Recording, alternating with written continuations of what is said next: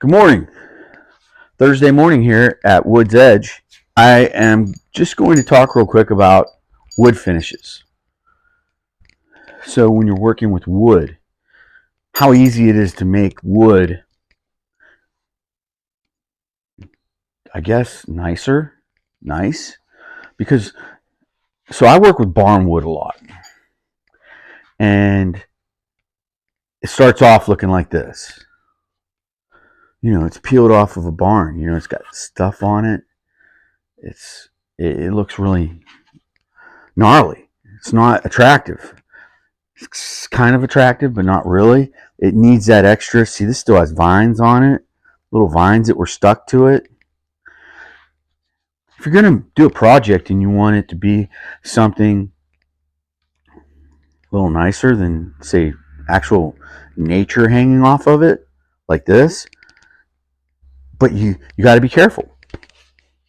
So if you have like a new piece of wood, this piece of maple right here, sanding it and whatever is all you got to do. You can go to town on it. Smooths it out, makes it look really pretty and nice. Barnwood's a little different though. And where barnwood's different is you got to get I call it get the fur off. And all the fur is just that little bit of bark, that little bit of layer of skin on the wood that's just been weathered. You want to get that off to where it's no longer three-dimensional and it's flat, it's smooth. And the way to do that is first you want to start. I like these wire brushes that you get from Harbor Freight. They're cheap. They're like $2,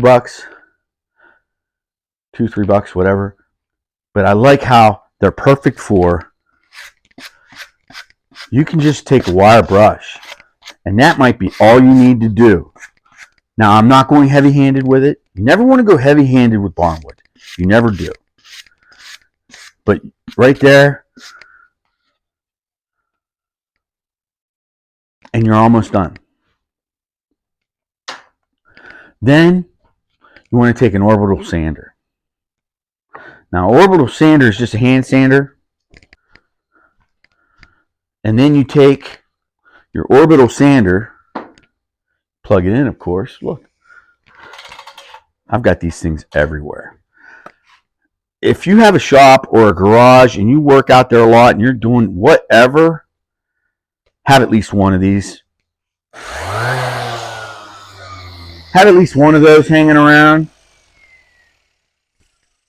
Because look, it was just that easy. But now, you just want to go, you want to make sure that you're not using, this is a very coarse grit on here right now. The sander I grabbed, and of course it's a DeWalt.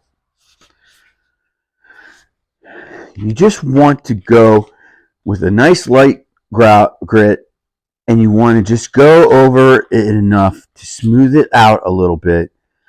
And the thing with these orbital sanders is a lot of people don't know to let it do the work.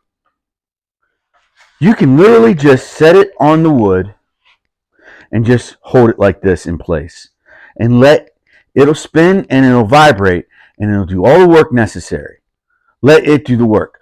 A lot of people want to push. Now, I do angle mine. It does help to angle it sometimes, especially when you got ridges. But for the most part, let your sander do all the work, especially with barnwood. Because the second you go too deep, see how like there's color differences here? In barnwood, you want to keep those color differences. Because then when you coat it, we'll talk about that next time, but when you coat that barnwood, those color differences pop out and they look fantastic. But if you push too hard, you're going to make this lighter color, where this darker color will be like this lighter color, and it'll just all be light. And you won't have that character. You lose the character. So here's an example of that wood that I was just talking about after I coat it. You can still see a little bit of this milky white. That goes away, dries up. But it looks really, really nice once you coat it. So that's my best tip on barnwood is don't go heavy-handed. Barnwood, when you get done with it, hold on. Let me find a piece that's already done. Come on. All right. So this is one of the lights I make. Now, I didn't do this light. One of my employees back in the day did the wood base. And you'll notice, all I'm going to tell you is when you coat it, it has a nice sheen and it's very finished. But I had an employee make this base, and you can tell he was too heavy-handed. He was way too heavy-handed because it's all one light tone color. Now you still have the character of the indentions and stuff in the wood. So what I did was I had some excess white lights because I typically use black. I had excess ones, and this is going to probably go in my house in the hallway or something. It's not for sale because I don't like the wood finish. So I see that employees are tough. It's tough to have an employee because this guy specifically, I pounded in his head how to do this, and then there's a whole other story behind why I have this base that he did. I don't even want to talk about that. Maybe I will, though, at some point. Maybe I'll talk about it now and then cut it out because while I'm here. Okay, so I had this employee. It's a real dipshit. But he was a likable guy. He was a nice guy. I'll give him that. But he was also, what do they call it? When, a opportunist. You got something sitting there and he sees it sitting there. He's going to say, hey, do you want that? One of those guys. Or you have it sitting over there, or you put it out for something. Or you say, hey, I'm going to be giving this to somebody. Well, I'll take it. One of those. Yeah, so there's that. But he's also one of those guys that he's never really held a job for very long because he probably can't just settle in and say, okay, this is my station. He's always wanting to advance that station because he is ambitious. He was ambitious, but their ambition is so questionable because they don't want to put in the time. They're ambitious and they want more, but to get more, that means that you got to put in your time, especially with a guy like me, because your time, I'm going to pay you good. I'm going to pay you well, but my end goal is I would want somebody that could run this business when I'm gone, so that my wife can still get a certain percentage, but then that person would step in when I'm gone, and they would be paid very well, a much higher percentage based on that circumstance. And that was the only circumstance I could offer, or will offer, or can offer anybody right now, is I got to be gone. So that kind of gives them, shoot, I'm probably lucky I'm not dead. Way too ambitious of a dude. And my products are somewhat proprietary. I don't have patents on them. I don't. But I taught this dude everything that I do. All the tips. There's some good tips in there. I come into my shop. He's already there. And on this bench right here, stacked high, it's probably about 20 or 30 of these bases, these wood bases only. And this son of a bitch made all these bases. He acquired his own Barnwood.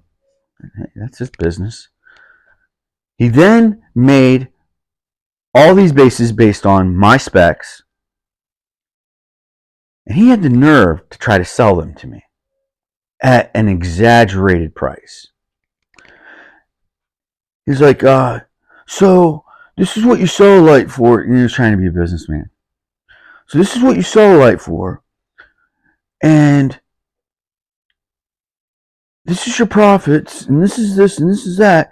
So I'm thinking each base is worth a couple $100. I'm like, are you freaking kidding me, man? I have my own Barnwood. I I have a barn full of barnwood. I have barns. I can make this base from cradle to grave finish. I would not just make one, but if I was to just make one, I could do it in about an hour.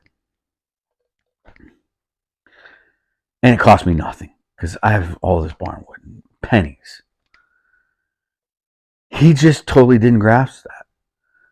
It's like, but I'll make 10. Like I have, look, I have stacks of wood here on this prep and stacks back there. Not many stacks, but more bases over there.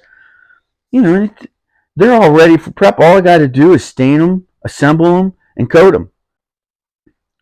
And I will have prepped 15 lights in one day. So 15 times 200 is what, kids?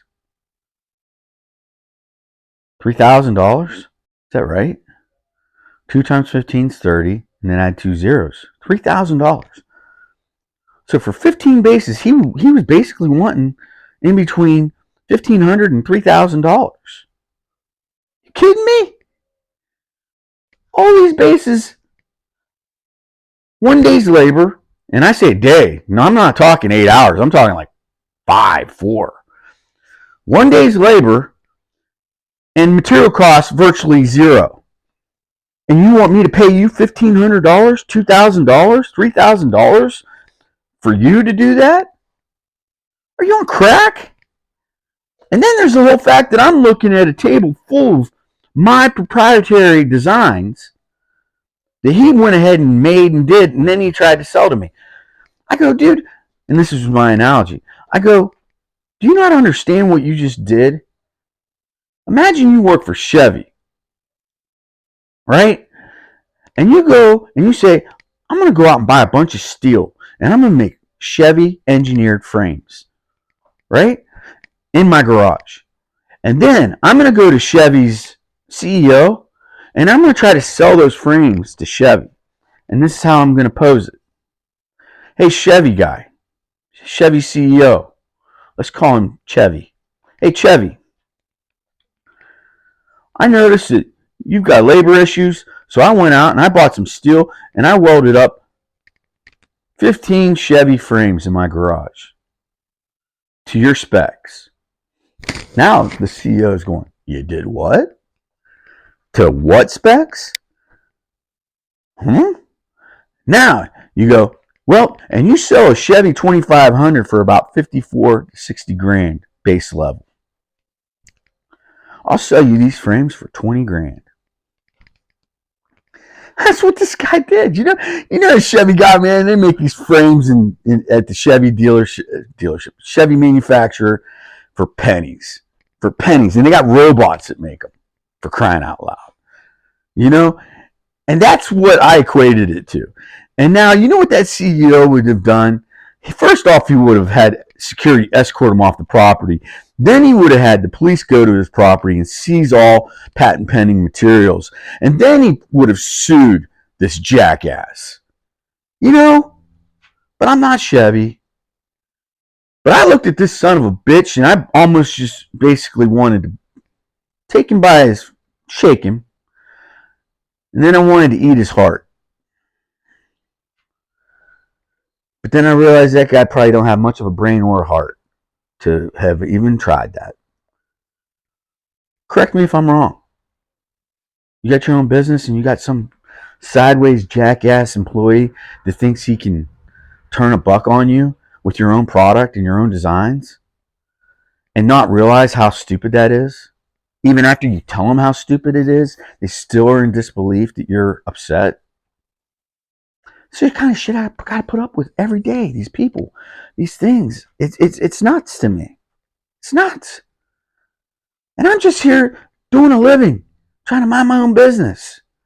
And you get these imbeciles that come into your life and they want to pull this shit. Something else. But yeah, not to be so dramatic, working with wood is pretty awesome. And once you learn the ins and outs of types of woods you're dealing with, the type of grits of sandpaper, just the pressures and stuff like that to finish it properly, the finishing tools and equipment like a planer or anything like that. It's really cool because then you're like, you manipulated the wood and made it into what you want it. Now you build something. And that's a whole nother avenue. And then next videos, we'll be talking about pneumatic nailers. Pneumatic meaning air. Air pressure is pneumatics.